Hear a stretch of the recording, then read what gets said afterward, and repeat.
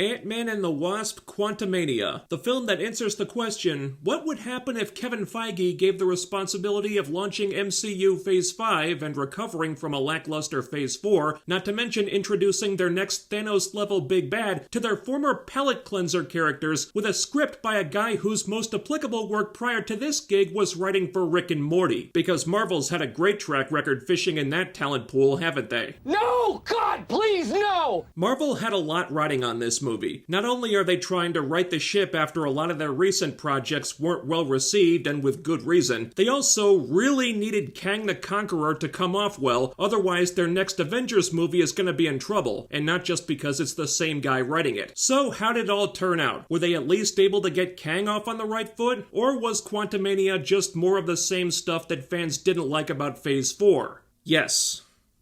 Either way, though, this wasn't the return to form I was hoping for. This film has had an interesting history. The early buzz on it was that it was really damn good, one of the best Marvel movies in a while and all that stuff. Then we started hearing that the studio was tampering with the serious tone of the film to add more jokes. And yeah, there's a reason I'm using air quotes when I say that. Then when the reviews started rolling in, people were saying this thing was not as good as previously reported, which is probably more accurate. So I don't know what happened and when, or if there's a better, more serious version of this movie out there, but if you were hoping MCU Phase 5 would be a fresh start that gets off on the right foot, well, it isn't. Phase 5 basically starts the same way Phase 4 ended. There's some bright spots along the way, but there's still a pretty big monkey wrench screwing up the machinery in the Marvel factory right now, and no one seems to know how to get it out. And sure, what they need to do seems pretty obvious from our end, but try telling them that. Across the board, Quantumania is a big mixed bag. I wouldn't say it's a complete disaster or the worst thing in the MCU. It's certainly better than some other recent Marvel installments like Ms. Marvel or She-Hulk. I'll take this movie over Thor: Love and Thunder, but it is similar to Love and Thunder in a way that's becoming a really irritating trend in the MCU, in that the best parts are when it's being serious, and the other parts are what's f***ing everything up. So thankfully, the biggest selling point of the movie, the introduction of Kang the Conqueror, is far and away the best thing in it, because if nothing else, the movie does take Kang seriously. The hype about Jonathan Majors in this movie is real. He's f***ing great. He's got loads of charisma. His Kang is vulnerable, menacing, complex, mysterious. He has a lot of gravitas, so you never trust him, but you understand why other characters would, because he's got such a magnetic presence. He just sucks you in and makes you believe what he's saying. He's this character who's seen all these different timelines and possibilities, so everything he says has this profound meaning attached to it, even if you don't understand where he's coming from exactly. It's a really great performance. If the movie nails one thing, it's Kang. If they don't drop the ball on him later, I think he could actually be up there with Netflix Kingpin and Thanos as one of the best Marvel villains. The rest of the movie has a lot of issues, but I did come out of it feeling excited to see Kang the next time he shows up. But next time, he needs a better movie around him. And that's where I segue into my problems with the movie, starting with the comedy. Ugh. Now, with Thor: Love and Thunder, the issue was them trying to insert comedy into really inappropriate stories and situations where comedy really shouldn't be. Here, the problem isn't so much that they're doing comedy at the wrong times. The problem is the comedy is just not good. Some of the jokes are okay. There's a bit in the car about Scott's autobiography that I liked, but most of them just feel really awkward and unnecessary. They've got jokes and scenes that don't need any or would play better without them, and none of them made me or anyone else in my theater laugh, which is the important takeaway here. I mean, if even Paul Rudd can't generate a few laughs, then fire your comedy writers, because this ain't working. Another problem is that the movie is too cluttered. There is too much stuff in this film. Not only are they introducing all the stuff with Kang, but they're also introducing a lot of new stuff about the quantum realm, the technology in the quantum realm, the various creatures in the quantum realm, the various people in the quantum realm, the various customs of the people in the quantum realm. So all that means you've got a shit ton of new concepts here, and so few of them actually mean anything. More often than not, they'll do some weird, kooky shit just for a sight gag, or for minor plot reasons, only to discard it when the scene is done with it, and then the story just moves on like that stuff wasn't important. There are characters like that too. Just too many characters doing too much stuff that doesn't matter. Because on top of Kang, there's also former Quantum Realm associates of Janet who pop up whenever the story needs something to happen. There's these resistance fighters who have been working against Kang, 3 main people in that group, 2 humans and a CG creature of some kind, so we have to spend time with them too, which is pretty pointless because only one of them really affects the plot, and not very much. This is where we meet William Jackson Harper's character, Quaz, who some people on Twitter thought might be revealed as Reed Richards. No. Enjoy your reality check, clowns. His role is so meaningless, there isn't even really anything to spoil. He's a freedom fighter who is telepathic, an ability which isn't used for a goddamn thing except jokes in one scene. Well, not really jokes plural, it's more like one joke told several times. He shows up for a few minutes, does nothing, and when he's not on screen, you don't miss him because the character is pointless and completely unnecessary. He was obviously only put in there for diversity points. You know how I know that? Because you could cut him out of the movie altogether and not lose a goddamn thing except a couple mediocre attempts at humor the movie didn't need. At least the other human freedom fighter character actually did something. Damned if I could tell you what her name was, though. Little side note here, if lame, unfunny comedy is all the current MCU writers think telepathy is good for, that doesn't exactly fill me with confidence for when the X-Men show up. So Quaz is there for a little bit, and then he's not there because the movie doesn't really need him for anything. Just like all those new Quantum Realm concepts, just like various subplots in the movie too. Like they'll introduce a subplot, do almost nothing with it, and then it'll just disappear. For example, at the start of the movie, Scott's whole family is giving him a lot of crap for not doing anything with his life. Which doesn't even make sense, by the way. He wrote his autobiography, he's been busy promoting that, that's doing something with his life. We know from Ms. Marvel that he hosts a podcast, that's doing something with his life. Also, didn't he start a security company with his buddies? That's doing something with his life, isn't it? And yeah, he hasn't done much superheroing lately, but maybe that's because there hasn't been a major crisis in a minute. That's the thing about the Avengers. They don't assemble until there's something to avenge. And there hasn't been anything like that, except for, you know, that mass murder event in Egypt and the giant celestial hand popping out of the ocean. Also, there were a couple multiversal incursions in New York. Look, the Avengers can't be everywhere, okay? The point is, Scott's obviously been keeping busy, but the way his family talks makes it sound like he's just been lounging around with his thumb up his ass, and it's bullshit. And even the movies seem to realize that, because once they get sucked into the quantum realm, that plot just gets dropped. And there are other plots like that too, like how time could get up so they could be gone for only 10 seconds from their perspective, but out in their world it could be like 10 years before they find a way out. That gets brought up as a possibility, but then it goes nowhere, except for some weird plot device in the climax that really doesn't make any sense if you think about it. Then they raise the idea that Hank and Janet were apart for 30 years, which is a really long time, and people get lonely if you catch my meaning. It comes up, it's a thing for a minute or two, and then the movie just moves on from it. Why even introduce these ideas in the first place if you're going to do nothing with them? I don't know, but maybe that was the lesser of two evils, because it's not like some of the stuff they do spend time on is better for it. Case in point, MODOK. Oh boy. MODOK is fucking ridiculous. They changed his origin, I think we all knew that would happen, but beyond that,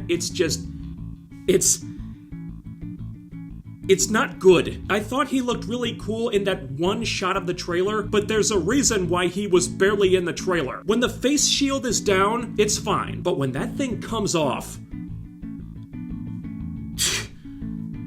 Wow, I recoiled in my seat like...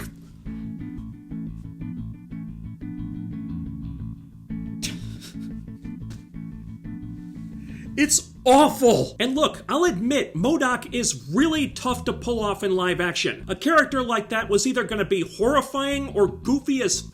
I was hoping it would be the former, but it's not. The VFX people just never nailed the look of the character. The face is really weird. It seemed disproportionately sized and not in the way it's supposed to be. Doing the face with CG was a mistake. It just didn't work. Maybe a better way would have been to make it like a screen of some kind, and then there's something behind the screen projecting the image of a face onto it. Or do it with puppetry and prosthetics and shit. Maybe go to the Jim Henson people and brainstorm with them. They could have made something horrifying, I bet. But maybe that's just not what they wanted. The movie and the characters are all very aware of how fucking silly MODOK looks, so they just play him as a joke. Even in scenes where he should be threatening or depraved or sad or whatever, he's a joke, because playing it serious is not really an option when the character looks like this. Ugh. So disappointing. And the other big thing in the movie is teenage Cassie. Scott Lang's little girl is all grown up now. She finally gets her own super suit and gets in on the action. So how does Cassie 3.0 come off? Well, like with most things in the movie, she's a mixed bag. She doesn't get Mary Sued exactly, except when the story needs her to be. There's this weird bit at the beginning where, with no advanced education or training, she was somehow able to build a quantum telescope in a fucking basement. It makes sense why she'd want to build this thing, but not how she did it. That was really fucking flimsy, but they needed it for the story to happen, so there it is.